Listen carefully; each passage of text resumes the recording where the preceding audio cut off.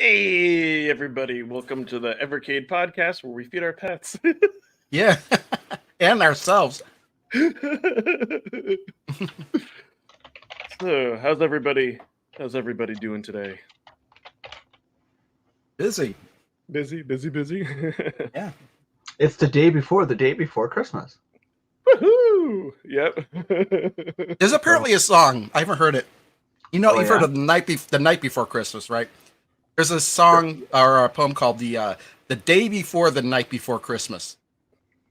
I don't know, man. I think I still every time I think of Christmas, outside of the regular general Christmas carols, I think the one I go to the most is my grandma got ran over by a reindeer. I love that song. It's so good. That's a classic. It's brutal because grandma dies, but Oh, that's not the only one. Remember, Weird Al Yankovic has two Christmas songs. One of them's called "Christmas at Ground Zero," and the other one's called "The Night Santa Went Crazy." Yes, man, Weird Al's just a weird person. I love Weird Al. He recently posted like an I want to say an old ass video, probably from like the early '80s when he got like LASIK surgery. His LASIK surgery? Yeah, Yes. I watched that. Yes. What's funny is I knew he had that done. I didn't know he did it while he was on the news or like one of those morning news shows. Yeah. Yes. Yeah. I asked him if he was nervous, and he's like, "How do you think it feels being on live camera?" Ooh. But he did it. It was funny was he did it when there was only 4 places in the world you could have it done. Yeah. That's how early he had it done. Oh man. So yeah, this will be our what second to last show before the end of the year. It'll be my last show because I will be gone next week. Nice. Yeah, vacations are good. I've been So it'll be just the two of you most likely. It's like Rich. Yeah. Rich is never here anymore. Right? No. I just figured it out. I figured out why Rich has been so busy recently. He's secretly Santa Claus. This is his busy time of year. Yeah, exactly. Santa bacon. Well, I mean, he messaged. Or Rich is secretly telling us that he wants a new time slot. He's being just a little passive aggressive with it. No, I talked to him about that. He said it's not the time slot. It's it's the day. Well, it's obviously got to be the time slot because he can never be here. but it's not just this time slot because calling all retro gamers. I don't know if you have to do that as standard time too. But. There's a common denominator between shows. Yeah, that's what I was gonna say. It's not. Maybe it's an Ed thing. Ooh, it's not the. That's it's not the common the denominator. He was never late when it was before Ed. Yeah, it's all my fault. It's all my fault, guys. No, but that's true. Yeah, he was also late. So it's not. I mean, I get it. He has young children and all that. I have kids and all that type of stuff. And wait, where are they? and all that. He's an IT director, so he has a lot. They're at an age now where both of them are like they're independent. Is Ballistic Coffee Boy here? Ballistic, if you're here. Okay. I'm just mad at Atari right now because I bought 2 games off the Atari store. And this is where their customer service stinks compared to Blaze's. Blaze's is awesome. I ordered 2 games. One in November. Still don't have it on my account. And one 2 weeks ago. Still don't have it on my account. And they haven't responded to my emails. So they took my money and didn't respond to me. So that's Atari right now for you. That's frustrating. Yeah. What'd you order? Yeah. I think it affects anybody in Canada. If you buy a game off their store, it doesn't give it to you until you email them. Kelly, that's weird. Yep. They hate Canada. Atari hates Canada. You heard it here first. Oh God. They could be. I don't know. Because they're just kind of crazy during the season, like Video Games Plus. I know. November. The first one was November 14th, dude. No excuse. You pay for something, you expect the service. That's the American way. Yeah, no, I hear you. Because I was going to say, well, in late November, we got a lot of cards. Like my second Duke Nukem was defective, and Video Games Plus has been waiting, which is not their fault. Been waiting. They probably don't have it because no, that's what they said. That's what they out. Yeah, that's what they said. They said they're waiting on it. And they said to check. They've been sold out since they released it, and it was sold out like within a day after they added up for pre-order. So they probably waiting on Blaze to get them new collections, right? Come on, Blaze. I wonder, is Duke Nukem the only one that's sold out? Let me look at their site. I have no idea. I think Full Void Special Edition might still be available. Yeah, I can understand why. That's got a niche. Hey, check this. Before we say hi to the chat here, check this out. Check, because I just went to their site, and they have a new kind of. All right, while you're doing that, I gotta go get my coffee. Wait it all. Oh, wrong screen. That was good. I almost just broke the internet. I wanted to be like Ralph. Oh, there we go. Sorry, guys. Inception. No, what I was going to say. So check this out. Yeah, is that we were saying it like having unique. I mean, it's Super Pocket, but they have like these kind of cool little cases. $20 though. Okay, but here's the thing: is like, okay, you have a Super Pocket. It fits in your pocket. Putting it in a case, doesn't it make it less likely for it to fit in your pocket? Yes, that's what I was going to say. Then it kind of defeats. This is like if you want to toss it in a bag, but then it kind of defeats the purpose. Let's. I guess it depends on how squishy the case Duke is. 2. Oh. Hey, Gandalf. We didn't see you because you're behind the intro and chat logo. I'm hiding. You're hiding. He's hiding. Yeah. What's going on, guys? Let's see if we can move him up. Yeah. No, we were just looking to see like Video Games Plus that they're sold out on, because I was thinking I'm still waiting to receive my replacement cart for Duke 2. That's not their fault. I was just double checking that. But yeah, both of the Dukes are sold out. And then they kind of have these like Super Pocket, these like different like Super Pocket cases. Those are cool. And all. Are these on whatchamacallit, on Funstock as well? Maybe. I want to double check to make sure I pre-ordered the last couple that came available for release, like the Indie Heroes 3 and C64 Collection 3. Yeah. Can't remember if I pre-ordered those. With the fabulous I was waiting for this weekend to do so, and I'm actually about to do that right now. No, I did. Evercade hardware. I'm going. Yeah. I'll probably. I usually do that like the month before. No, so I guess it's exclusive to Video Games Plus, that Hyper Megatech case. It looks like. Oh, that's cool. We'll have to hop over there and grab that. I grab all. You guys grabbing? Yes. What are you grabbing? Hyper Megatech cases. Namco Museum Collection 2? That must be an anomaly, the 200 pounds. Oh. So now that everyone's here, we will say hi. We will say hi to the chat. But said hi to the chat. I do have to say, because it's also in the chat, that yes, finally did hit the big 1,000 K subs on my channel, and I am so thrilled. And it's kind of surreal because it like also like started, like my YouTube channel started here on Evercast, and here we are now 2 years later, and I finally, good stuff, man. I finally did that. Create rich. So yeah, I'm thrilled. I'm over the moon. I obviously couldn't have done it without these guys in the chat. Couldn't have done it knowing about these or my friends here, Crow Rich, Pete, and yeah, couldn't have done it without couldn't have done it without them. Couldn't have done it without the viewers in the chat. I appreciate it. I did throw out some, like when I was 21 subs away, I did throw out some shorts like saying, "Hey guys, please sub to my channel." So yes, I did that because I like your subs to give me the diarrhea. Since I couldn't do that during card. Yeah, you may see some. You may see some ad. You may see some ads pop up. But hey, that's how it is now. I feel like I more feel like a real YouTuber, because I think more have said that like YouTube, that's when they determine you to be monetized. It's difficult to get to 1,000 subs. It's been quite a journey, just in Evercade content. So yeah, my advice the first quest is if you're on YouTube a lot, just get YouTube Premium. It's well worth it. Yep. YouTube Premium, the only thing I'll do.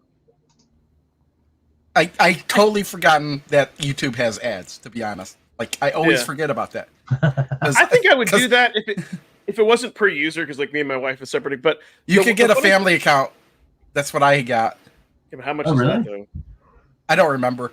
Yeah, I was like, I bet it's probably much issue. But no, but thank you, Archive Gig. But the one thing I will say about YouTube, as far as ads and anything else, YouTube is the one thing that I've never minded ads as much compared to other intrusive service, like say like Hulu or anything else, because I know it's going to content creators. Yes, YouTube takes their cut, but I feel better about it than like going to a website and seeing something like there or whatever. But yeah, thanks everybody. Yeah, and that's why I kind of pushed, because like I'm calling on retro gamers, and we were talking on there, like it'd be nice to get before the end of the year. I'm like, screw it. I'm like, let me just put out some shorts and ask for people, and maybe that'll. Yeah, man. And but I did say consider. I didn't say just I just basically said, hey, I've had this YouTube channel for 2 years. If you like Evercade, consider subscribing. I'd appreciate it. We're only 21 away, and then I did one at 11 away, and then I woke up this morning. Well, last night I was like at $9.99. And I didn't want to use like an alt account to sub. I'm like, come on, some people out there. So yeah, I'm thrilled.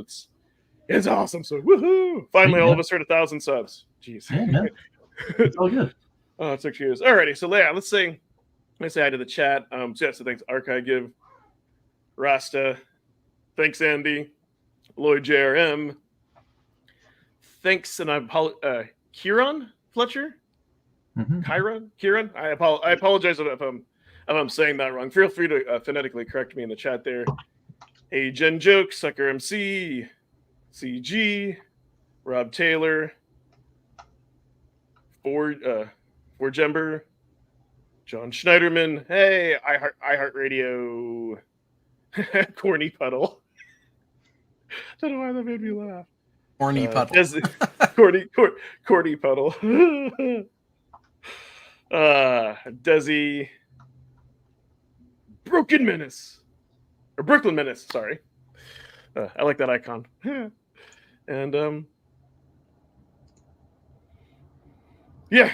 So what's interesting? So like, I did choose to monetize all my older videos. Like YouTube, they automatically put in stuff. So I do apologize if my older ads have more videos, but I'm not going to go into 200 videos. But going forward, if a video is over 10 minutes, putting a break in the middle, I think is fine.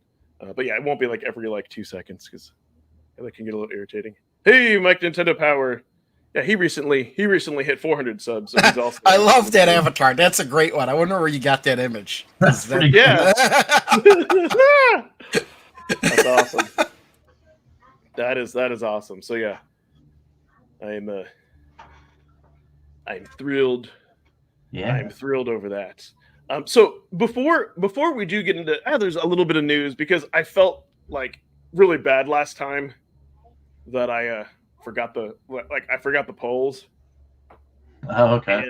And this one may also, and actually we Rich, but we talked a little. Well, I guess you guys maybe we talked a little bit about this on card, just to give people a taste. But you may remember, I think it was on the last Evercast, somebody said blue pill, red pill, or something. They mentioned blue pill, red pill. So that did. I can't remember who it was. If you remember, please say so. All I remember is purple pill. Yes. Actually, I remember that too. That did influence the poll. So I'm like, can I think of another creative one of these? So if I share that out, so yeah, so this one, it's an interesting. Good. We always usually get over 50 votes, so we got 61. I hate that it added in all these extra spaces and all that, but so let me go ahead and read. This is your poll. I don't know if do people have to read a novel to take a poll? Yes, because that's way too many words for me to read. It is. Well, that's why I'm gonna read it out. That's why I'm gonna read it out loud. Okay, so you're faced with two tough choices, and you must pick one of two options. So you take the blue pill, and all video games from the beginning of time, whenever. I said that because somebody would say, no, video games didn't start in the 70s or 60s, whatever. So all video games from the beginning of time through 2020 are erased from existence. Only present video games starting from 2020 have ever existed. And then if you take the red pill, video games after 2003 are erased from existence. Only videos from the beginning of time through 2023 have ever existed. But it gets a little more interesting as I put like, regardless of which pill you take, it doesn't stop new video games from being created now. So anything that could come out now. However, video games that currently exist in the present time that you choose will be erased from existence, never to be created again. So if you did choose that, you take the red pill, you're saving let's say like Pac-Man, Atari, and all that, and all that good stuff. But and they can't and they can't ever be created again. So that's what I wanted to make clear. But then the other weird thing I said is, you can't put your finger on it, but like you know that like something is missing from video game history. You don't know what it is, but like you just kind of always just have this kind of like missing feeling. So 18% of people said that they would take the blue pill, and so it's what's interesting about this is people they want they want more of the retro games, but then the trade-off is like all the new like indies like Xenocrisis, all the stuff that like came out this year, the remastered Duke and all that. So it's weird because I think then like Rich brought up on Karg, he's like, well, would Evercade like have existed? And I'm like, yes, but the timeline starting from games would have been 2020, but everybody would have thought that's normal. So it's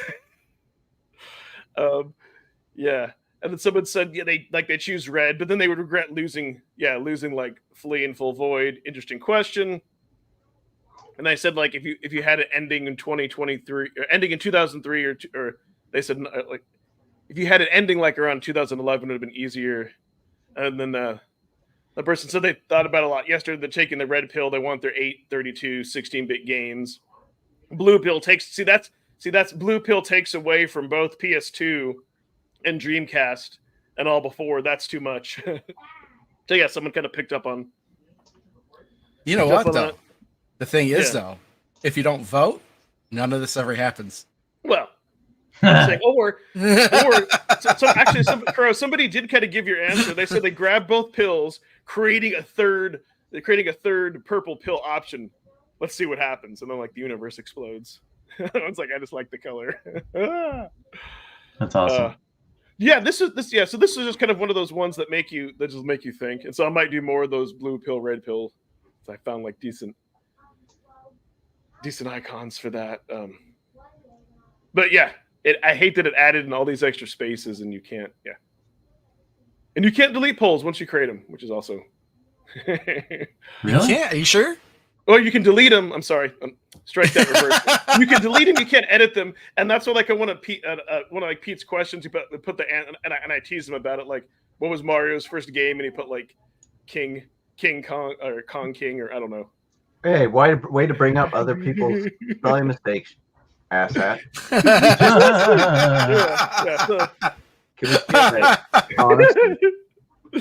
So yeah, that was just a fun little thing, and I may do more of those. But it's just like if inspiration kind of hits me, and what other like things are like in the universe and all that. And then so it was kind of not. I'm sure you may have seen the email that was like sent out, and they posted to their blog like, "Thank you for a great year." Email. Yeah. Thank you for a great year. From Andrew and all that. And then, were there any like I didn't get to like fully read that. Were there any cool hints or tidbits in there? Yeah, not really. Okay. It was no. It was a whole lot of text saying really nothing, as usual. Oh. I was like, harsh, ouch. He was just like thanking everybody and saying just recapping the entire year, and it's basically a big pat on the back, right? And he did thank the community, which is pretty cool. But yeah. I was like, I thought it was nice. Yeah, kind of brief here about this, our sister brand, Hyper Megatech, and and all that, and then they say, farewell to 2023, the entire team. Here's to a fantastic 2024, but we're not going to tease anything. No, I get that. Yeah. I thought that was kind of nice. And then what else was interesting, I guess, for their kind of like their latest blog. Yeah, family friendly game. I wouldn't have thought of that category because I was like, isn't everything like family friendly on the Evercade, except the Duke Nukems, maybe? No, there's nudity in There are one a couple No, that are no, kinda, no. like wild. game. Yeah, they're dudes. Yeah, the Splatterhouse, man. Oh yeah. Yeah, I mean, I don't know if I would give Douglas like Dedius. Yeah, exactly. That There's might a lot give him of nightmares. kid-friendly games. Well, actually, I haven't really looked at this. What do they have? Tanglewood, yeah. Or maybe actually that's a good example. Maybe they mean also 2 games where you like don't really like die and you know like I think this game like you just go back to checkpoints and you have like unlimited starts if I remember. I haven't played a game in a long time. Go Dizzy. Actually, this is probably one of the best games off of the Dizzy collection. Go Dizzy Go. It's more of an underrated. What else do we have on here? Yeah, Twin. Yeah, I think maybe they mean more cute. So yeah, Twin Dragons. I can kind of see that. Cool. What else? Oh, dude, Radical Biker. Is good. I freaking love this game, and it's nostalgic, like playing that and a few of the other ones on the Pocket. But my frustrating thing is, depending as happens, like I got to a race now where I can't beat. Like I guess you have to have like perfect timing and can't hit anything, or you have to use some other shortcut. But I do love this game though. Wish we could get more Game Boy or Game Boy Color. Also, I should mention this: even though this game does save your progress, it only does it at the beginning of an entire series of races. So, like without save states, this game would be really frustrating because you could at least save state, beat it. Oh yeah, and then Quack or Guac. Pretty good. That's a fun one. Yeah. I mean, there's tons of different ones. Now, here's the weird thing, right? This is specifically family friendly games. I would have loved to see Doodle World on this list. Yeah, I think Doodle World would have been perfect because it's like a coloring game, right? Yeah, I mean it is. I don't know how more family friendly or kid friendly you could get than Doodle World. It is the whole concept of the game is like a kid drawing their own little platformer, and it's got a kids mode that's specifically like easier to navigate than all the other all the other modes and stuff like that. And they could like put in like, hey, and you're gonna get some more in Indie Heroes 3 because they like to advertise more games, new things coming up on their posts. Five the best. Yeah. So yeah, Koopa would be a pretty good choice too. There, I heard radio. Like Dizzy, like really, that game is hard as nuts. Like, why would you? That would be a kid friendly. I mean, if you wanted to hit the Evercade, give them the Dizzy collection. I'm sure a lot of people have that nostalgia from like when they were kids and they had. Yeah, but that's different than kid friendly. But Go Dizzy Go that's why they picked Go Dizzy Go though, because that one's a little bit different. It's not like the. I know, but I wouldn't call any of those games really kid friendly. Kid friend over Doodle World and whatever. I mean, so I don't know if you guys didn't really want me to. Why the lists exist, right? Like they exist so we can talk about them and all that fun stuff. I guess you guys didn't want me to see this when I flipped over, but I didn't. Jen joke was like complaining his poll is too big. You guys are hoping I wouldn't see. But yeah, when I flipped over to read, I didn't see that like. Oh, Doodle World and Kubo. Yeah, Kubo could have been there too. So, I know I haven't been here for a little bit, and it's been, especially not in the beginning of the shows or whatever. But for Evercade news, did anyone like mention Bubble Horse Sea Adventures? Did you guys talk about that? Oh, is that the new game of the month? Yeah, it's the new game of the month. Yeah. Yeah, no, I haven't even looked at my Evercade in the last week. Yeah. Actually, I've only been playing Legend of Wukong. That's pretty good. Yeah, I mean, I looked at it on holiday.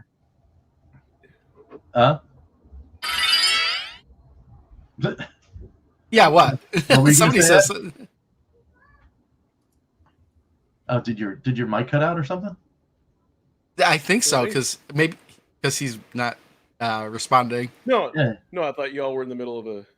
Oh no, we were asking. You were about to say something about Bubble Horse or Bubble Seahorse, and then he stopped. I was trying. To find it. No. Oh, he was actually trying to do two things at once.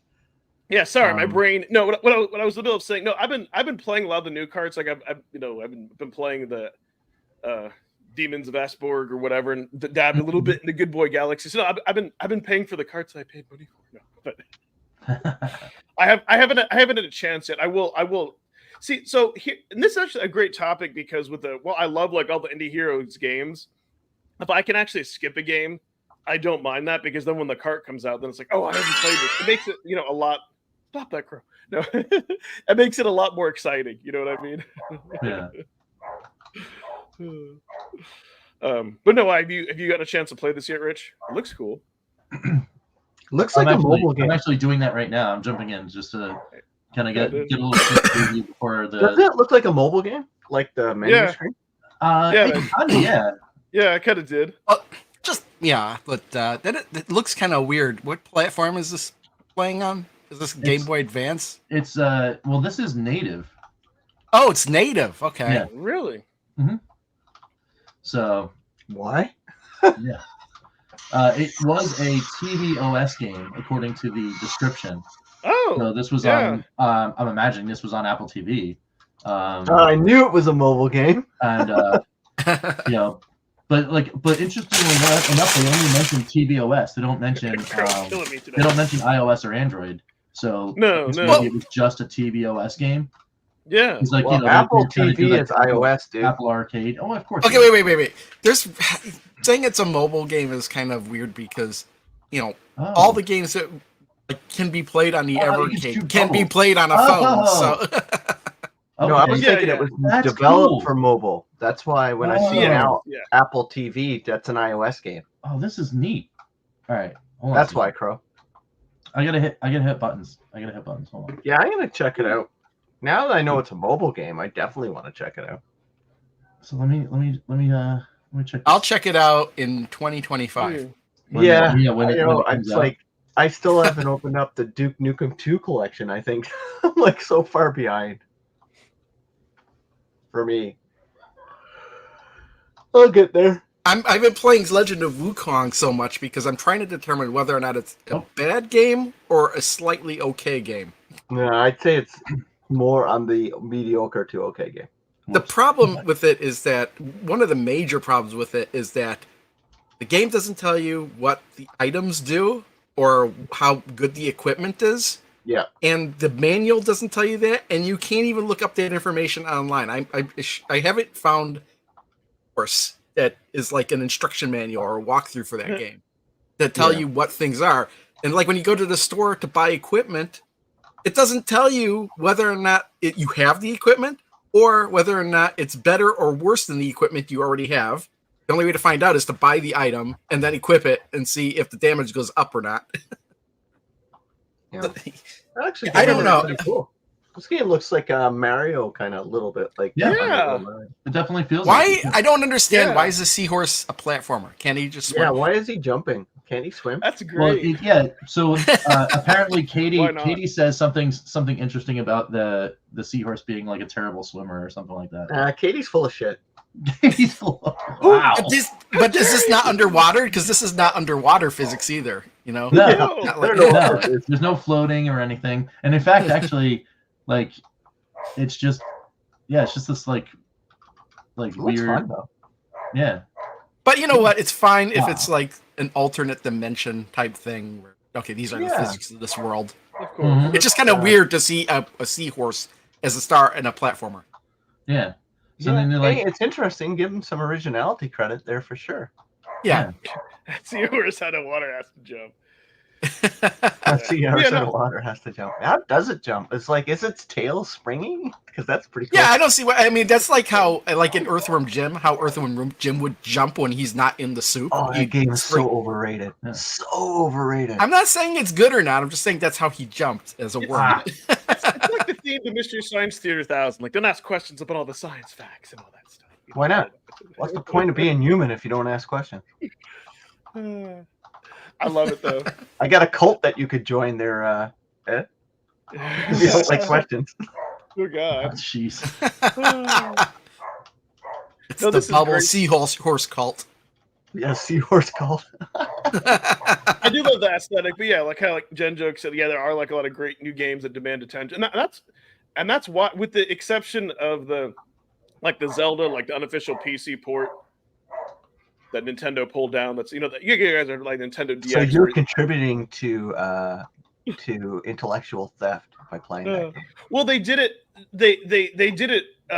No, and I'll tell you why. They did it wrong though because they redistributed the assets, and that's why Nintendo shut them down. Like if you had to like download the ROM, but no, like I'll never buy a Switch, and it's unlikely that I'll give Nintendo any money unless like they magically change. So you'd rather just play their pirated games. You're every game developer's arch enemy. Sure, a game that's been out for over 30 years. But no, but it's neat though because they did what Nintendo doesn't do. Like they should have done. Like they remastered it, made it fit full. But what I was trying to, that's the only time I've really turned on my Steam Deck was just to mess with that. I haven't really even looked at Steam deal. It's kind of weird. Like there's nothing too much that I want, kind of, but I don't know. We got a lot of Evercade stuff at this time of the year, so I'm happy. Hey, Andre. I'm sure I'll pick up something. If nothing else, I'll get like DLC for Dead Cells. Something, something like that. Man, it's pretty fun. What all themed Christmas games? I don't know. It's interesting.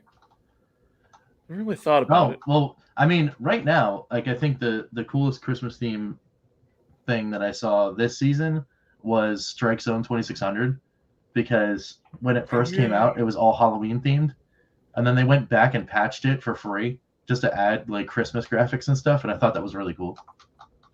Mm-hmm. So that's my pick.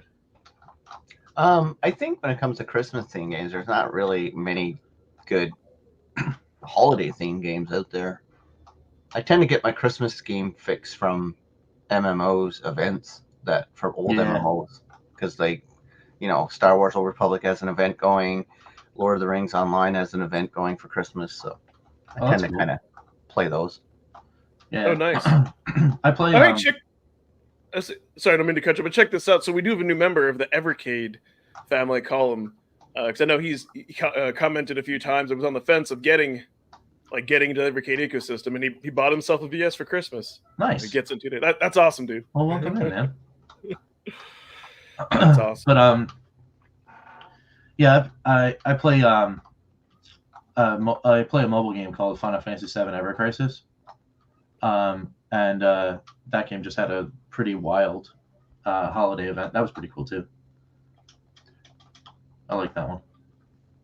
Nice. Oh, Xmas Night's in the game. I don't know. For me, Halloween is my favorite holiday, and I think there's like.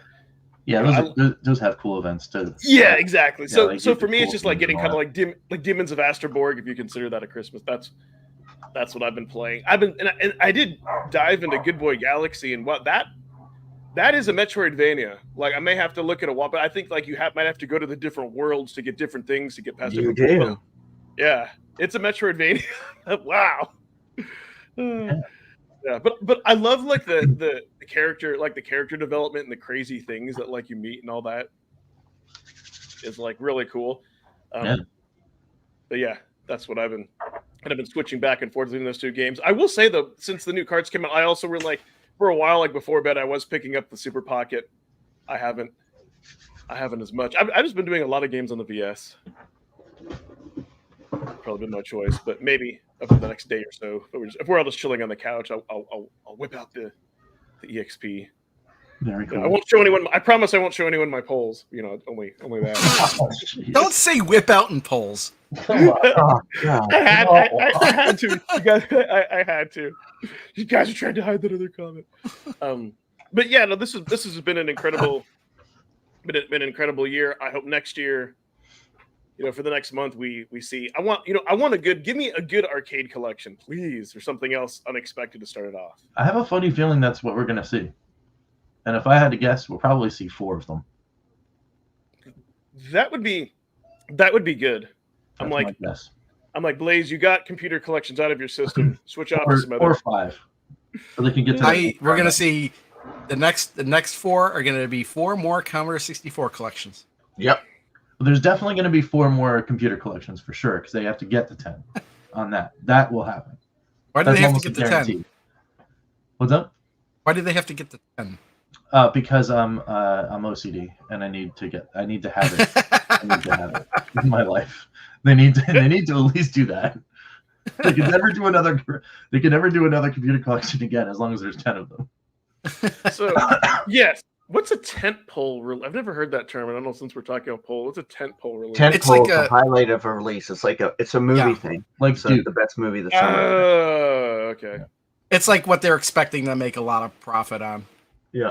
Well, if they want to do it, do Doom. I mean, it's on everything in your toaster. So. Yeah. Doom, I wouldn't be as excited about. Maybe if they did some type of remaster or exclusive DLC, if they did something a little bit different. Because you can plan that.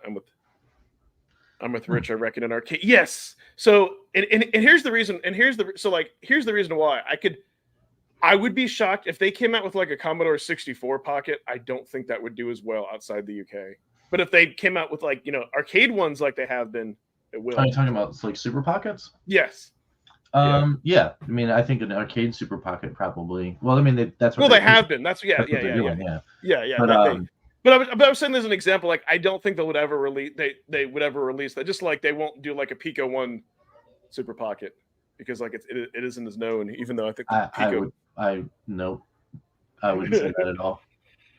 I wouldn't say that at all. Because remember, Pico's got a lot of crazy stuff, and they could easily put a Hyper Megatech Super Pocket out of random.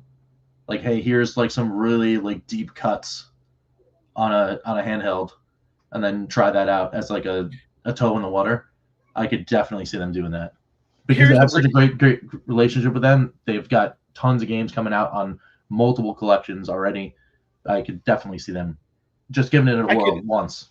I could tell you why they won't do that though.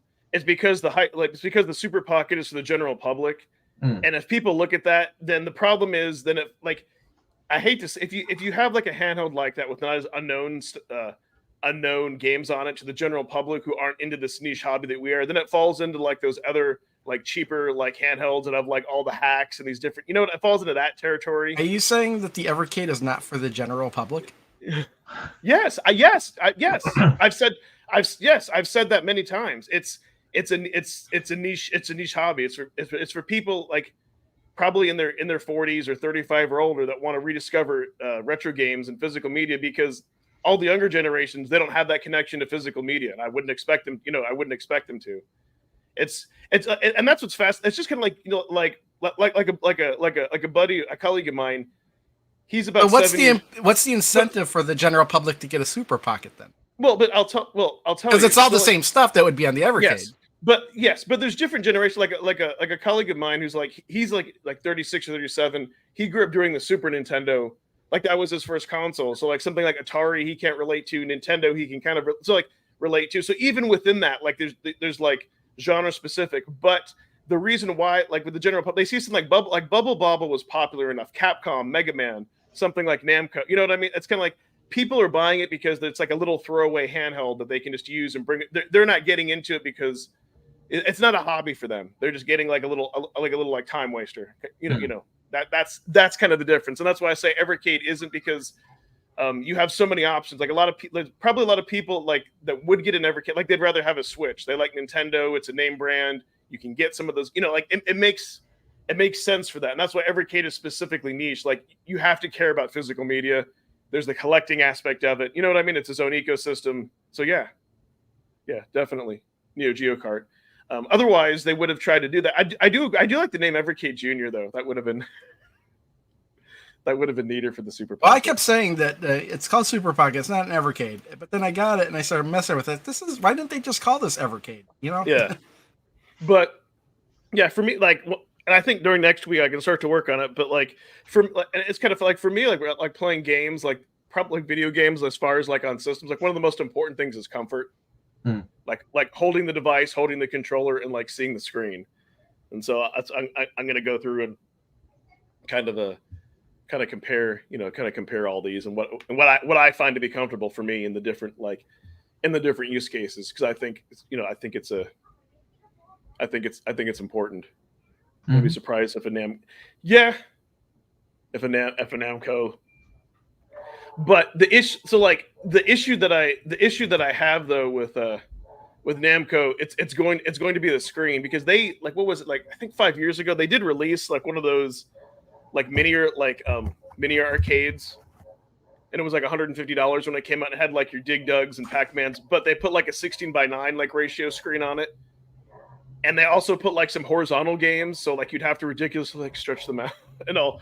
So that's kind of my big thing, is that if they go the route, they need to either put only vertical or horizontal games, or don't put the arcade ports and put like the NES. Otherwise, is this what you're talking about? Yes, yes. It's not that many. But the big problem too, like, well, with that one, not only that with the screen, but like those things on the sides, like to get your hands like in there. But you know, and that's why that product didn't take off. Is well, the aspect ratio of this thing is the screen is so weird. Yeah, and like what's his name? Grown Up Gen X Gamer. I apologize. He did a video recently on that, and that's what he was saying. Like, if you want to play like the horizontal games, you have to stretch it out to where it looks like cartoon, like, you know. What's funny is like the screen is Tate mode, but it's the aspect ratio is way more than what you would. It's like a 16:9 screen, but instead of 4:9. But then it allows you to stretch the image to fill the screen too, so you can stretch the game way out of proportion for every game. And if you throw something in there like Splatterhouse, you could, which is like takes up so little of the screen, you can stretch it out and make everything super tall, like way taller than you would see anywhere else. It's such a weird thing. Yeah, no, that would be ridiculous. So, but I think they did that because they'll probably get those size LCD screens are cheaper. So that like again, like Operation Wolf, it's playable it's playable on the Super Pocket, but it's not like the way that you would want to you'd really want to like play that game. I mean, because really, if you don't have a light gun, the closest thing to playing that would be like a mouse or a trackball, which kind of, you know what I mean? I don't know. So it's to each their own, but I hope if they do that, they'll figure out, like, choose one of the aspect ratios is what I'm saying. Have a handheld, have them in Tate mode, but they're trying to keep a certain cost point. So I don't know, you know what I mean? It's kind of interesting. But yeah, I will plan on making that video, kind of, you know, diving in more now that I've got to spend. But what they could have done though is they could have like covered up if they wanted to keep the same size screen, they could have covered up the portions that were unused and not allow people to stretch the screen. True, but yeah, bezels, yeah. But it was a quick thrown together thing, and that's what I, you know, like, kind of like in the realm of all these devices with Evercade, even though, just, you know, despite us getting like critical on them, they, you know, I feel like they do spend more. I actually just wound up buying that because it was on a clearance table. I spent like a fraction of the original cost. Yeah, like for a display piece, something like that. I bought out of curiosity, really.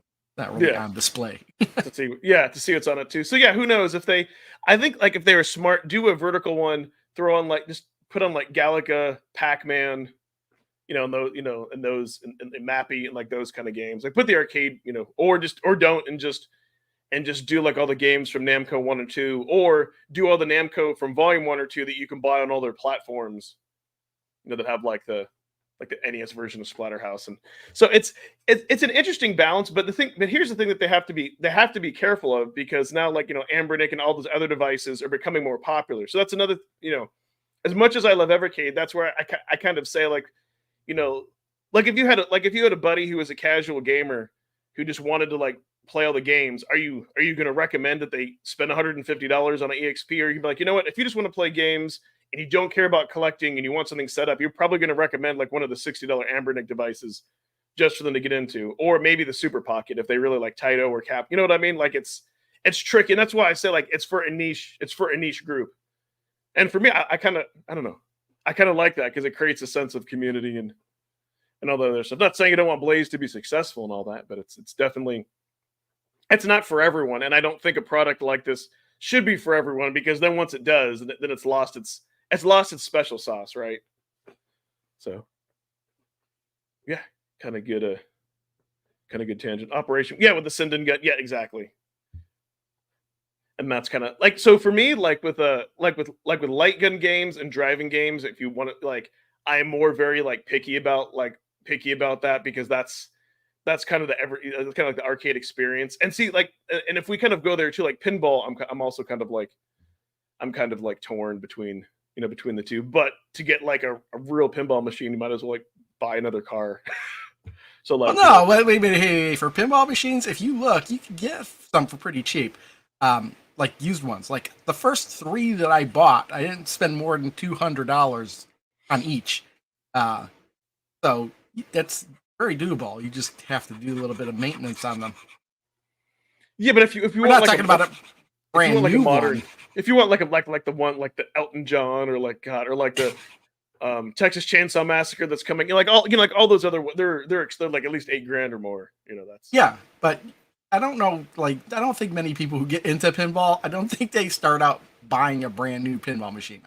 Because to look at the used market is so much more affordable. It's like how I think that most people look into buying used cars rather than brand new ones, at least for their first car. No, that's no, that's kind of it. But yeah, cars are another thing. Well, I mean, it's very similar. I actually buying a pinball machine and buying a car. They're so analog and parallel. I think most people go buy used pinball machines rather than brand new ones. But there are those people that go out and buy brand new pinball machines. I think it depends what you're looking for. Kind of like usually the same people that will also buy like original arcades like cabinets and CRT. Like they understand there's work that's after going to be done because it's crazy. Like even Michael B. the Game Genie. Like he one of his older videos, he had bought in like a Tron video. It was working and everything. And it's kind of funny because I heard Retro Rouse say like an arcade machine is working, but once you could move it and it not work. And that's kind of what happened. Like he did end up getting a refund. Like the seller was cool, but he tested it for a week and stuff. But they're antiques, right? That's kind of the difference when you buy something like that. It's kind of like you should have the mindset that you're going to put in some work for it. Or if you don't like to tinker with things or fix things, and yeah, you shouldn't get one. And I agree. There are people like if you don't want to work on it, you can spend some money and have repair people come out and look at it. Well, that's yes. I'm glad you mentioned that, Carl. That's the other option, but they're like antiques, so it depends. But that is what's nice. But those are the trade-offs, right? And then if you have something like video pinball, you can play it like on a Steam Deck. You can play it on your PC. You don't have all those other. So it kind of depends what you're looking for, or you can get like the At Games pinball, which kind of recreate the experience. Although I think I'm kind of in the camp like if I go digital, like it's probably fine playing that on a console, or do you invest more money to get it? But yeah, it's all kind of different. It's all kind of different things. Independent games on. Ooh, that's a great question. Yeah. Rich Gandalf. Like my number one choice is always a robot named Fight. I'm always going to say that until it comes out on the Evercade.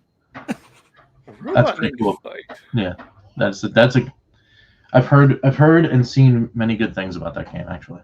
So. I always go back and I play that game. Like I got it on the Switch because it was a premium edition games, and I started buying, and I just that was the thing that was like, okay, now I need to buy everything that premium edition game come out with because this is so awesome, and I played it a lot, and then when it came when their Steelbook version of it became available again, so yeah, I have to have the Steelbook version. So I have two copies of it on Switch, different packaging, and then when it was on sale on Steam, I bought it on Steam, and also one day I just started playing it again on Steam.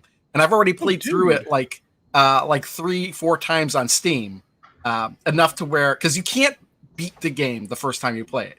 You have to play it like at least 3 times before you're allowed inside the main boss to take him out.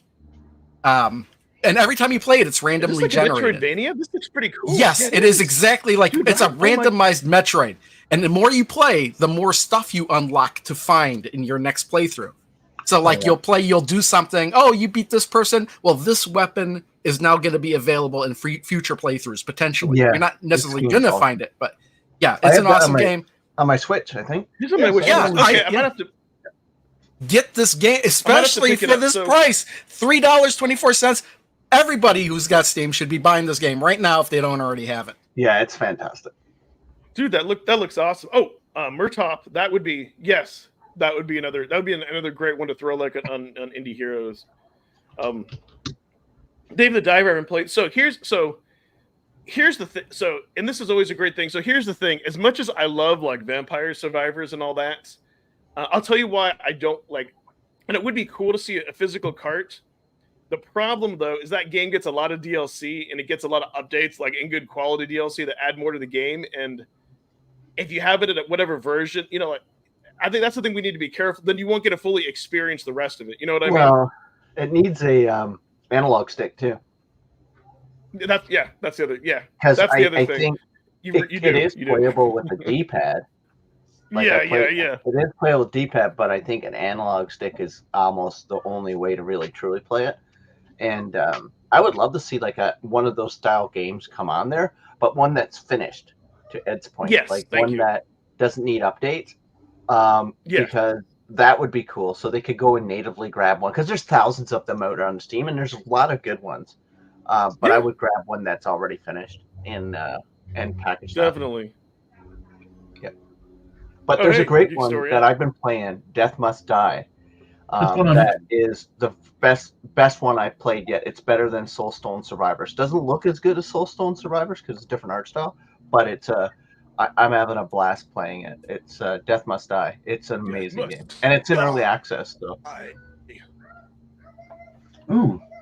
Yeah, and it's actually more active than it's active / passive, and the class unlocks and the comedy. It is fantastic. It is by far my favorite so far. Death Must Die. I love that name. That looks cool. Hey, Merry Christmas, bud. Yeah, good to see you. Good to see you. Yeah, if you want to check it out, I've got a video up on my channel if you're interested to see how it plays. But been playing Atari 50. Well, something like now. Yeah, I may have to. No. I may have to do that. Yeah, it just came out. Trying to. Atomic Verge. Yes, thank you. Okay, I knew there was something else. Oh, Axiom Verge 1 and 2. Yeah, both great games. Yeah, I have the Switch versions of those games. Yeah, fantastic games.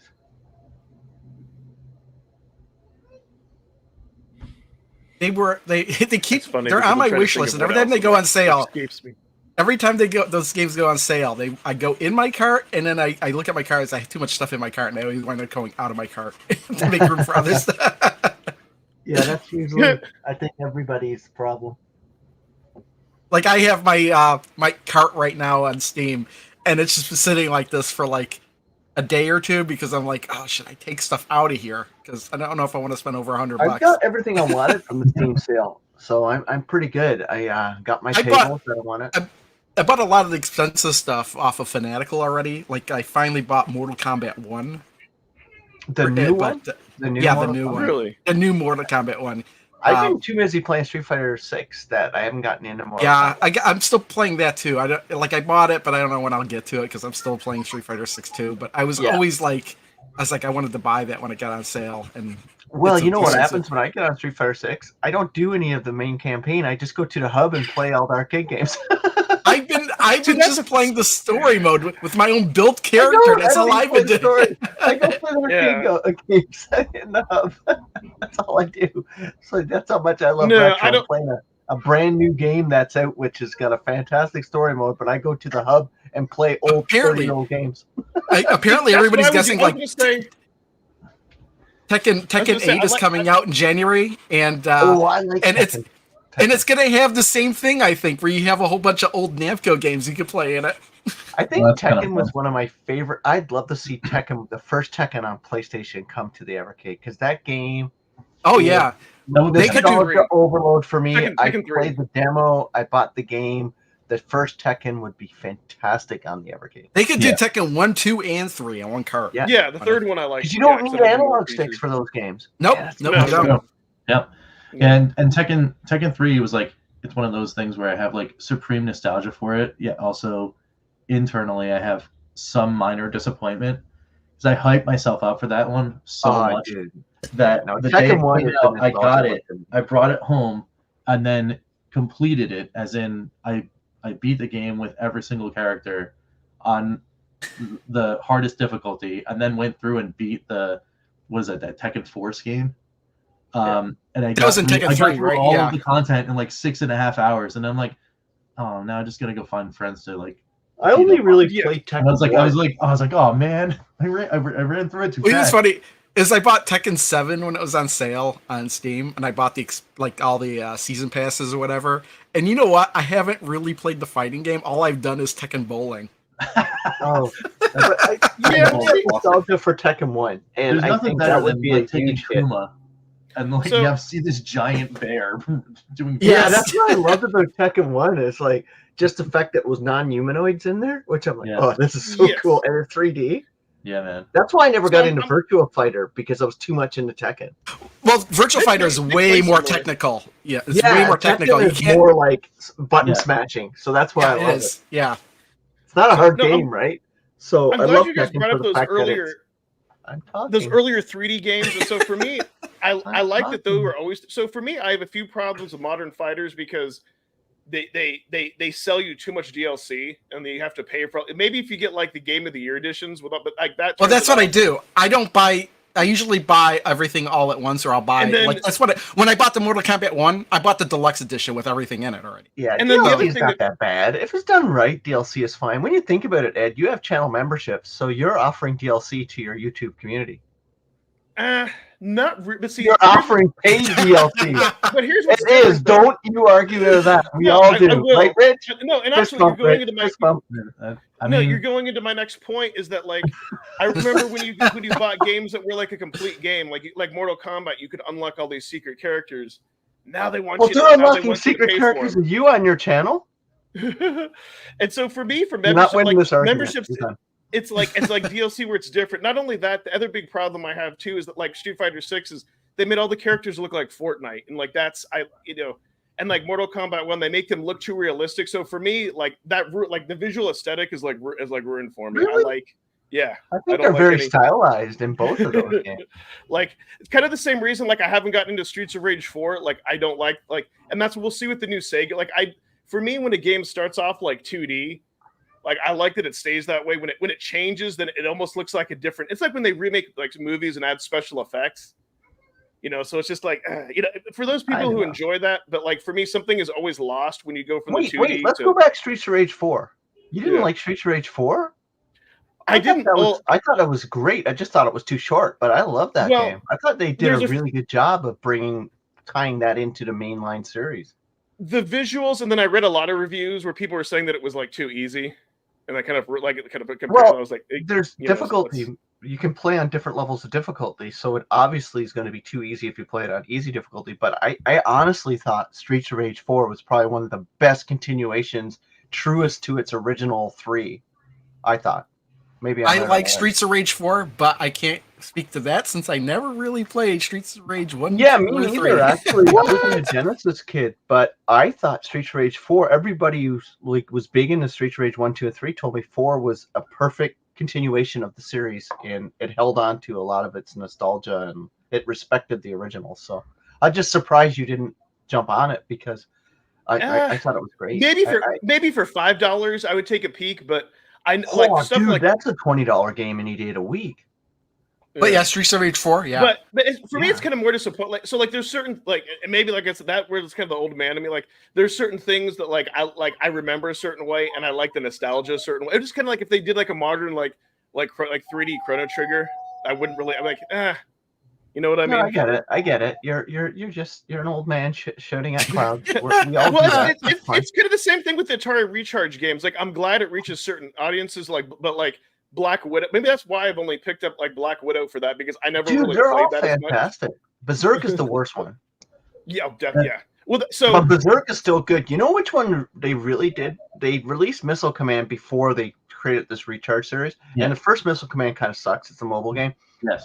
But then they re-released Missile Command Recharged. I think 2022 they call it, and that's fantastic. I think what Atari's doing is amazing. Like, I love that they're breathing new life into these Recharge games. But they're not for everyone. They're not for everyone. Right. That's for sure. But I'm also with you on that though. Like I really, there's an extreme hat tip to the guys over at Sneaky Box. They've been doing really good work. I think Berserk they could have went further with that one. Yeah. But I do like the power-ups, but I find the power-ups takes too long to get to some of them. Mm-hmm. Like, it feels like you're going through too many screens before you get some interesting power-ups, but I mean, I mean, it's kind of the same reason I haven't gotten like the new Teenage Mutant Ninja Turtles. I don't like that they squashed everybody, made them cartoony. You know, that's so it's the new Turtles.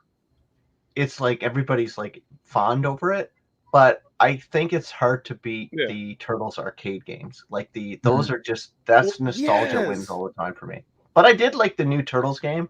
I didn't finish it though, but I did like it. And so for me, like I realized like those games like aren't for me. They're for like the next generation to get people into these games, and that's fine. And I kind of like that. Yeah. So that's why, and that's like, and it depends like on which version of Street Fighter, and that's why like for a lot of people like Street Fighter Third Strike was like their favorite because it kind of crossed into that era before things becoming 3D. I stopped playing Street Fighter after Hyper #2. I stopped playing it. I really didn't get into 3, 4, 5, but I did get into 6. But like I really enjoyed story mode. Crow and I used to chat about it on Hot Dogs. And then I found the hub, and I told them about the hub, and I haven't left the hub. I just been playing all their new old games. Nice. Yeah, see, that's because you can go sit and play against people too, which is really fun. Doing verses and all that. Yeah, and I think the other thing too that's for me that's like missed from it is like kind of the same thing with sports games, like being able to play like couch co-op with your buddies and all that. So it's it really just kind of depends on what you're looking for. And all of that. And that's why I always say, like, for me, like, as I've gotten older, like, it takes certain types of games to get me excited. That's and that like, and like Evercade is, and like Evercade has done that. And that's, because it's kind of like, I don't know. It's kind of like when when you get to our age and you played every single game and every variation, it gets more difficult and it sucks. Like, I wish it wasn't that way. I wish it wasn't that way. And so, for games being on Steam, I don't want there to be something like a Doom that I've already played, like the Astro Bros games, like that I do want, because I'm glad we got that because I never played that. And then those games are like $17 each, and you get them on a physical cart. I always think one thing I recommend, like because you bring up a point, like you get a certain age, you played everything, and like what I originally enjoyed about the Evercade, it pushed my gaming genres that I play to places I hadn't really thought about, like JRPGs, puzzle games. So that's why I fell in love with the Evercade, and I still love it because I'm playing games I normally wouldn't buy or play myself, because like I'm an action RPG, MMO, first-person shooter fan. That's my game genres, and now like Evercade's opened me up to tons of like different games I haven't played. So that's what I really appreciate about it. For the most part. Playing a lot of these games, especially the dual carts. Now the arcade ones are pure nostalgia for me because I've played a lot of those before, and consoles nostalgia too. But I could do without the computer collections, to be honest with you. But that's okay. Yeah, but even those are you get like I have no nostalgia for them. Experience. I didn't grow up playing games on computer, right? Like I have no nostalgia for them. I grew up playing games on console and arcade. Yeah. Yeah, but no, that's what I'm glad because I couldn't have articulated that better myself, Pete, about Evercade. It's like I'm spending money on games normally I wouldn't have bought, or I would have turned a blind eye to, and they did it right, and that's what I say, because people forget, like with older, like if you're talking about purely like emulate, like if you're talking about purely retro gaming, you're competing against free. So what do? You offer an experience. You give people like something to collect. You give the manual. You give a physical. Well, yeah, I think that's what they've done, right? And then the Super Pocket takes it a step level. You get a customized actual machine, which is really good. But like I go back to the fact that I missed the entire JRPG explosion in the '90s through, now I never played them, never bought them on NES, NES, nothing like that. Like that's why I'm not a Final Fantasy fan. Like I've never played those games. But now I'm starting to play them more, like, Brave Battle Saga got me into that, and anyone comes out now, I'm like legitimately playing them, which is really cool. Yeah, those were the golden years of like Square. Yeah, the golden grind is what they should be called, because a lot of them are grindy. I love those. Yeah, no, it's funny because like growing up, I was like totally into like all the RPGs and played those on Dreamcast. I was sports games, action games, side scroller. That's why I was a big Contra fan. All the sports fans, like all those games. That's where I was like, stuff I can play on the couch with my buddy. Not things I needed a manual to go into, my play by myself. Like my cousin, who's a big gamer. He was that person. He played all the Final Fantasies, all the Earthbounds. I was playing the sports games, action games, stuff like that. So funny that you mentioned, because like when I played RPGs, like I like, and this is why I kind of complain with the computer collections and some of the older like, and even some of like the Intellivision too. Like when I played RPG, like I didn't need to read any of the manuals. Even like Brave Battle Saga, like I didn't need to read the manuals because the controls and everything are straightforward. Now you can look at that stuff to find out what does this potion, this item do. But I kind of like Crow what you were talking about earlier. Like you don't know what this item does unless you unequip and requip it. Like I was that person to kind of do that. But it's nice that it offers a huge variety, and I think Evercade appeals to what type of gamer that you are. I will say, since the new carts, like I really haven't revisited anything old except for like doing testing on the Super Pocket. See what are some people put here. Revenge. Yes, that's what we were talking about, but that's kind of like when they squanch. I don't know. So you have to. So like, I think it's kind of a funny thing. Like I think it's great to continue the franchise, but I think as a gamer you have to decide. Like, are you looking for another similar experience? So for me, I guess it's kind of like, can they capture like lightning in a bottle twice? Like if they came out with a Full Void 2, like next year, I would be like, I don't know. You know what I mean? Like, I don't want them to do that. Because it would have to be like a completely different game. Was somebody saying that like the Namco price, like for Namco Arcade 1, was like insane on eBay? Was somebody saying that? I have no idea. For Evercade? Namco Arcade one? Yeah. Namco 1, Evercade Namco 1 Museum. Let's see. We can go to the old eBays.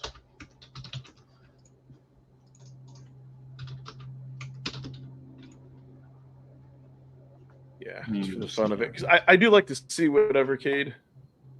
So like one bidding starting at $850, 11. Whoa! Buy it now for $147. Really? Why did that one go? Like, what about the sold prices? Buy it now for $50. What? That is crazy. Yeah, go 60, for sold. 50. Always check for sold. Yeah, how do you do that actually? It's one of the filter on the options. app I can do that. Well, I do it on desktop all the time. It's one of the customize? filter options on the left side. Oh, sold items. Yep. 27, 26, 29, 44. Oh yeah, not so bad. 39 for both. Yeah, it's just people trying to. Yeah. 65 for both. What don't I see sold? There's one that's sold sold on items. October 5th, $75. Wow. 27, Right. 26. Yeah. I mean, That's they're all 29. over the So place. yeah, People will pay what they want to get it, right? Both of them for under 50. Yeah, I would say if you look hard enough, that seems more like it. You should be able to get that if you look hard enough. Yeah. Really, just the cart only? What the heck did they do to that? That always amazes me. Like when I just see like something like that, or I'll see like for Sega Genesis like carts. I'm like, come on. Like really? Like it comes in the it's like Sega Genesis had like the best type of like clamshell case and like PS2, but I know unfortunately here like in the US people don't take care of like stuff as good as other as other countries and all. Like this that's like it amazes me like this like the standards are lower. Like I know like where I've gone like to Game Over Games like they like condition like they don't like look at that as much except for maybe like CD games with the scratch, which is kind of weird. You kind of benefit because it's like even if something maybe isn't as meant for trade-in, you get the same amount. So I guess it kind of balances out, but it's kind of weird. Versus like in Japan, like their F grade is like better than like our A plus. So it's an look at the Duke carts. Oh, okay.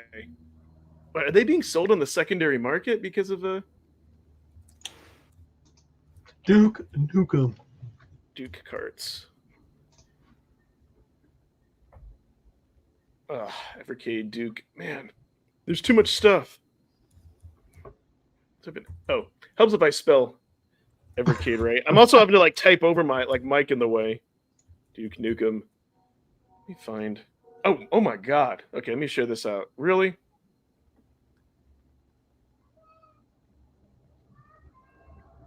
$51. No, they did not sell 51 of them at that price. I'm sorry.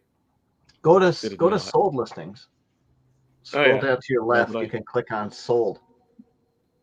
Now that I know where that is. Oh, okay. So there's the Okay, actually, you know what? The consoles themselves, that's not as high as I would have thought. That's actually not too bad. Go down Duke Nukem that. 1, $129. Somebody actually paid. Oh, come on. Okay, fine. 40, 50. I mean, that's even more.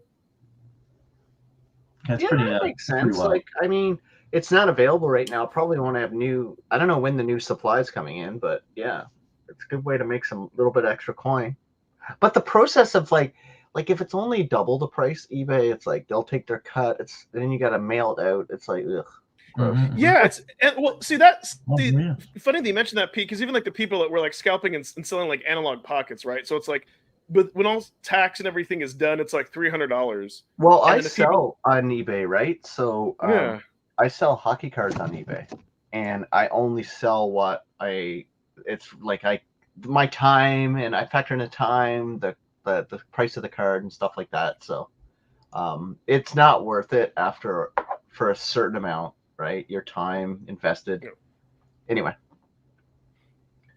Ooh, I just sold a hockey card. I just went to. Yeah, All that's right, what I mean. Like even on something like those, I think people are maybe only making $50 or $100, like, and they're going through all that trouble. So those people selling like these Dukes, like for three, Mhm. like I think they're only maybe making like $100 off of that for what they paid and having to get, and then depending on where you are in the world, you know, you're having to pay like duties, so, you know, all that. So it's like, yeah, it's not as worth it. Yeah, exactly. Mhm. But like I sell like hockey cards just because it's super, like it cost me like $4 to mail them out in a protector, and so I'll sell them, factor in the shipping. It's like, you know, I make decent coin off of selling hockey cards. Nice. Crow's playing a robot named Fight right now. Yeah, I've been playing it for. for. Yes, yeah. Someone asked what Steam stuff. So yeah, I think for Steam, I think the main thing is it has to be a game that's been out for a while that doesn't require like any DLC or the DLC, you know, any updates. And I think something that's like lesser known like this, like is perfect. Yeah, But something like this, though, you know, obviously it's not expensive enough to be part of like a dual cart. But this would be great, like on an Indie Heroes 4. I think it would be perfect as part of a dual cart. Oh, Like, it should be a dual cart, dude. This game is well worth it. This could be a single cart, to be honest with you. Well, I was gonna. Well, it couldn't because it's only a $5. It's only a $5 game digital. Like that. That's on sale though. What's the original price? Like, and that's the same price as like Xenocrisis and Tanglewood and stuff. So. 12. Okay, 12. That's true. $12.99. Yeah. But it would need something out because. But it also the physical. If you look at the physical version, I paid like $40 for a physical version of this. So, but here's the thing though that we forget. Well, like let's say like you might be willing to pay that for a physical copy. The PR for Blaze would get reamed. They would get reamed by the PC boys like they did for like Duke Nukem for like using an AI artist. Well, that would be for like literally every game they've ever released then, because it's always going to be more expensive on the Evercade than it is anywhere else you could get it. No, not true. No, yes, that's not true at all. Like, what's not true? The only exception would be the Duke Nukem ones, because that's the only platform that you buy it on. It's always cheaper. Like the Asta Bros are $17 each, and you get 2 of them for $20. I was going to say, give me an example. And you could get them for cheaper on Steam right now because of the sale. Yes. Well, that's the point, right? Yeah. There could be sales on other things. Yeah. Some of the renovation games, though, I think that might be a small example because some of the renovation games you can only get on cart. Oh, exactly. Breaking news. We have breaking news. What's the breaking news? Evercade just tweeted, "We're saying farewell to 2 Atari Lynx collections in January. So if you're yet to explore the library of this underappreciated handheld, get in quick." Oh wait, I thought we knew that though. All of that's what I was going to say. Are sunsetting. How are they tweeting it again on the 31st? Whatever. They're just talking about they've been doing that actually all week long. That was a little weird, but they've been advertising. How about they put it in a roadmap? They did that earlier this week. They did Atari Arcade a little bit later than that, and then now they're doing the Lynx collections. So I guess it's like they're trying to like hat tip a farewell to them or something, which is they should have trying to remind people, buy them now. Yeah, buy them now. So, buy my book. Buy my book. I just did the I just did that whole robot name fight purchase on the old Steams as well, and then I had $1 left, so I was like, oh, let me see if there's like some like really cheap games, and then I wound up finding out that there's Did you know that there was an Alien Cat 7?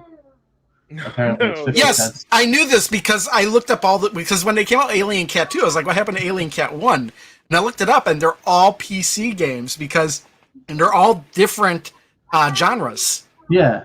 Really? Alien Cat 7 apparently is there's these like flying things that drop boxes on you, and then you have to like climb up on the box. Yeah. And then like Wow. allow the other boxes to like crush other boxes, and then you like And climb up some the of level. some of those Alien Cats wouldn't work well on a handheld, Yeah. which is why. Okay. So these are Alien these are like Cat 7 dollar. looks like it'll be fine, but Yeah, yeah, they're but it was dollar 50 games cents. on sale for 50 cents. Yeah. and then I got really Yeah. concerned about some of the other 50-cent games that are on Steam. Oh Yeah. man, 50 Cent put in a really good game. 50 50 Cent game is pretty cents, decent. but that's a really good game.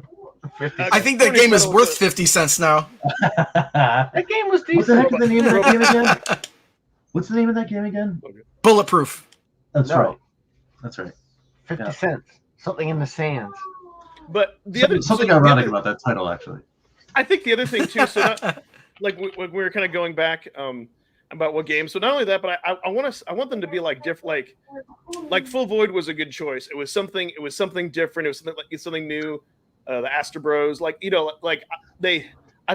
think they did a good job of picking games that people would want to play. Good Boy Galaxy is a good, also as a great example, because that's like a hard game just to play in general. And that's kind of what I was saying, like just the backlight on this, even if I were to like pay $50 just for that game by itself, then I'd have to play it on this, which is going to be a better experience playing it on the EXP or the VS for me. So I think it's both. It's curation and it's also quality, and it's a game that doesn't need updates. I think those are kind of the three requirements.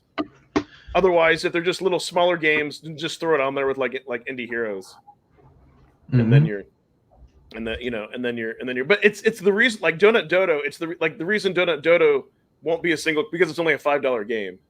Even so it's like, well, there's not a lot to that game. It's just a score chase, right? Like it's Yeah. Well, I mean, let's be honest. This one here is a full classic game arcade game, right? This a robot named Fight's actual fully, like, this game is massive. It's infinitely replayable because every time you play it, it's different. Yeah. Donut Dodo's replayable too infinitely, Yeah. but it's basically like the effort put into that game, probably from an art perspective, level design, content perspective, is nothing compared to a robot named Fight. Honestly, if this did come out in the Evercade, it'd be easily my #1 game on the Evercade. Oh, I say it'd be close for me too. Yeah, no, this might definitely be something I have to pick up. But then again, like my dilemma is like I'm still working on Blood Cells and Dead Cells. I'm still working on Hades. Actually, a Hades 2 that comes out, that's playable on Steam. Like that I probably would pay. Like, I don't full think price they've done for. enough for 80s 2 to make me want to buy it. 80s 1 was so good, and I finished that. I don't know. 80s 2 looks just more the same. Yeah, it'd be interesting. But no, this definitely, like, for $3. Yeah, if I can't find anything else to get for Steam, I'll grab this, because this seems like it's solid. There you go. No, As long as it's playable on Steam Deck, which I'm sure. Yeah, it's verified. But yeah, that's a great. I might just support the developer and pick it up too, see if it's on sale. I love in Canada, we get different sales. Cool. Oh, neat. Well, we don't get different sales. Sorry, let me rephrase. Pricing on games is different per region for Steam. So sometimes games are even cheaper in Canada based on something. There you go. Like, I can get it in Canada right now. Oh, Robot come named on. Fight. How much is it on sale for you guys on Steam? $3. 370 was it? It's down. $3.24. Okay. In Canada, it's on sale for $3.62. So technically, It's cheaper. Yeah. Yeah, for us. Yeah. yeah. So it's cheaper. It's cheaper in Canada Sorry, than man. it is in the States. Here, let me do. Too many games. Yeah, so that definitely. So and again, it depends. Like for me, like I don't want to have a backlog of like digital games that I don't play, and so that's why I kind of wait and see. I think you'll love this one if you played it. But like that's what I mean. Like anyway, it's like for me right now, if you're an American buying it at the Canadian store, it's $2. Oh, come on. Yep. So I just bought it for $3.62. Why not? Support the developer. I want to see more of these style games out there. Is that better? That's my Christmas gift to myself. That'll be on my list of it. But like right now, like in the middle, I still have to catch up with all the Evercade cards like that, like Demons of Asterborg, Good Boy Galaxy, and then I'll take a look at the Duke Nukem too, and let me turn it up. We'll see. That's probably like will be at the bottom of my list of the new cards. Like I think the Duke 2. We'll see though. Maybe the Game Boy Advance version will blow me away. But like those other PS1 games. But someone did that's Philip, I know you're speaking in French, so 8-Bit Do 2 does work with the Evercade. Just let you know. Nice. I understand French, so I don't know about the Pro 2, but I know I use 8-Bit Do's controller and dongle with my BS. So yeah, it does work. That's awesome. I want to say I knew that. Yeah, that's cool. Cause I saw they were asking questions and they said like hello and all, but I couldn't like yeah. Ouais, Philippe, moi, je parle français, mais un petit peu. Moi, j'ai habité en Québec, mais my French is not nearly as good. I haven't lived in Quebec in 30 years, so. Yeah, the most petit peu over here, but yeah, I could translate maybe half that sentence. There's something about like Pico 1 being available for Evercade in France. It's Pico 1's not available anymore, right? No, it's a legacy card. It's a legacy card, so no, it's not available anywhere. You gotta buy it off the on eBay. Is fairly cheap though. I don't think it's very expensive on eBay. Philip. Yeah, no, it's you can still get it somewhere for like not too bad, but yeah. Oh, Philippe, that answered your question. The Pro 2 works. Nice. Yeah.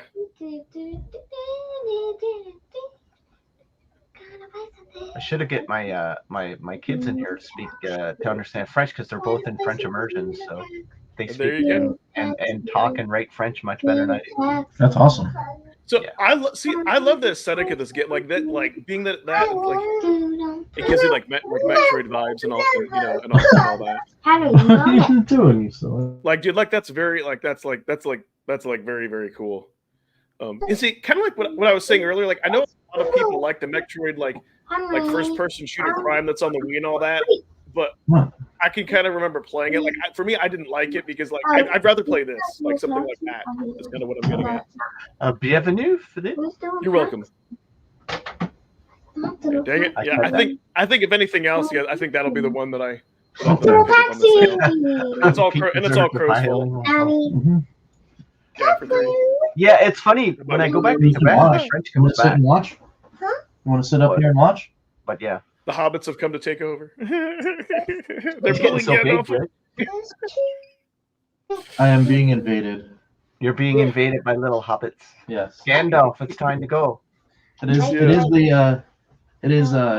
definitely the time. We could get into final thoughts. So we should mention that we will have an Evercast next Saturday. Yeah. Pete will be on vacation. We may see Gandalf popping in. Well, I'm on vacation already, but I'm on vacation for a while, but I'll be out of town. Yeah. My cock hurts. I love that name. The kids know it. His name is logo is awesome. I'll say something cool. It'll be. Alrighty. So, anything you guys want to talk? You guys have anything coming out next week or? Yeah, I've got a slate of videos coming. They're all pre-planned. A lot of pinball because the Steam sale. Crow told me I'd get stuff for 50% off. I got all my tables. Crow, I bought 20-something tables, all included, $40. Can't hear you. Your thing. Anyway, so I got the Indiana Jones was like 75% off for me, so I got that. But anyway, I got tons of pinball content coming going into 2024. Other Steam Deck stuff. Got all kinds of stuff, Evercade stuff coming, so that'll be all preloaded on the channel. Sweet. Yay. Oh, and Games and Stuff podcast will be back in January. Cool. Very cool. Crow, we can't hear Crow you. broke his audio again. Yeah, Crow's always fiddling with stuff. All right. Well, Rich, what do you have going on while Crow figures out setup? Well, I've got something that I would like to tease. Woohoo! That will be a video that will happen as soon as I can get time today. It'll be a newscast. But something really, really awesome happened this morning. And it was this. Polymega. I was gonna say, that's too small for me to read. What does it say? Did it say it's shipped? It says your order has shipped. So my base unit has a label, a UPS label that will go on a box, and that box will come to us at some point, probably next year, and then that'll be awesome. So I am super happy about that. I'll be making a newscast talking about that. These guys are singing. It's pretty great. But other than that, lots of really cool things are happening over at Studio B. So we're gonna be getting back like really, really heavy in action. So we're gonna be doing all sorts of stuff. Evercade, Atari VCS, and then of course dipping into the Saturn as soon as that bad boy arrives. So. And then we never hear from you. Yeah, man, the Saturn emulation on the Polymega, Rich, is amazing. I cannot wait, man. I absolutely cannot wait. Yeah, I've got my Polymega loaded up. Like, it's got all of my disc-based, my cart-based content. Because I got the whole thing. The only thing I'm missing is the turbo graphics. Classic. I should get that. Got it.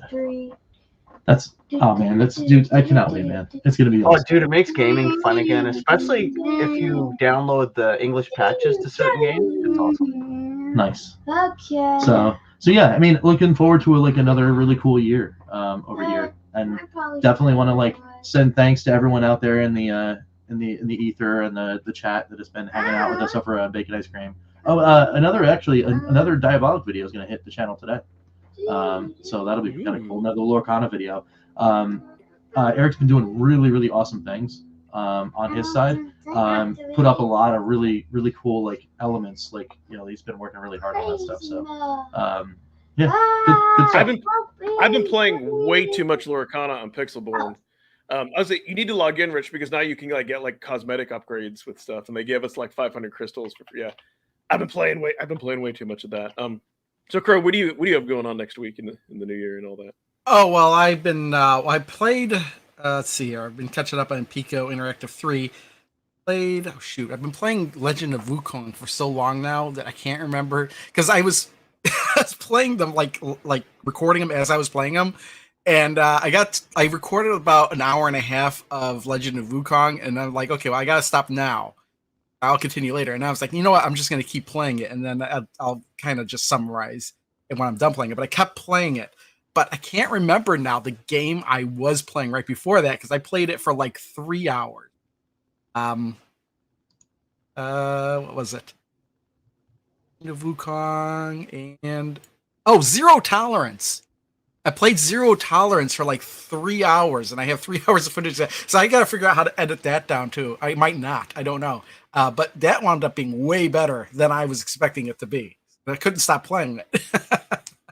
Nice. The Stanley game. It looked like I was having fun with that. It was interesting figuring that game out. Stanley, the Search for Dr. Livingston. It took a while to figure out the structure of the game because you have to go block by block on the map, and every block is a different section. Yes. But you have to figure the correct path to where you need to go, and it's not always easy to figure out exactly where you need to go. So I played that for a while, and then after 3 hours, I was like, well, I have a code to see the end of the game, so I put in the code just to see the game. So yeah, I don't think it's worth playing, to be honest, because you wind up playing for an hour or so, just punching stuff before you find a knife you could use. Exactly. too tedious. It seemed like a grind. Oh, it was the most hilarious part of the game though is when you enter the first town. You're not even expecting to fight any enemies, and you walk into a house, and you're like, "Why is that giant spider up there?" And you walk underneath it, it just comes down and eats you.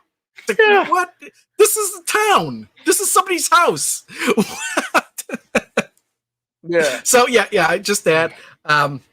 Right now, my big dilemma is figuring out how much I want to spend on the Steam Summer Sale because I got like about $110 of stuff in my cart. I'm not sure I want to spend that much. I already spent $80-something on the Fanaticals. So the thing with they have 4 major sales like 4 times a year, and there's always stuff going on. So chances are, if you want, and that's why, and that's why for me, like I look at if I look like at a $20 game, kind of like a Robot Named Fight, like that's a good example of something that I probably wouldn't interest me enough to pay like the $12.99. But like I think it's well. Sure. I think if it's $20, I'd still be telling people to buy it because it is that great of a game. Sure. It's infinitely replayable because you play through it once. And that's not it. You're not done. You haven't unlocked everything. You haven't even really beaten the game. And then you play through it again and again and again, and it's just worth it to keep playing through it to see what weapons you get and stuff. Because if it holds my interest, and so that's kind of the thing, and that's why I don't go. Physical media. Sometimes you wind up like super powerful. Sometimes it winds up being a lot harder. Sometimes, like at the beginning of every game, there's a robot that's dying. And you talk to him, and he sometimes does stuff. Like he might give you something extra. He might take away something from you.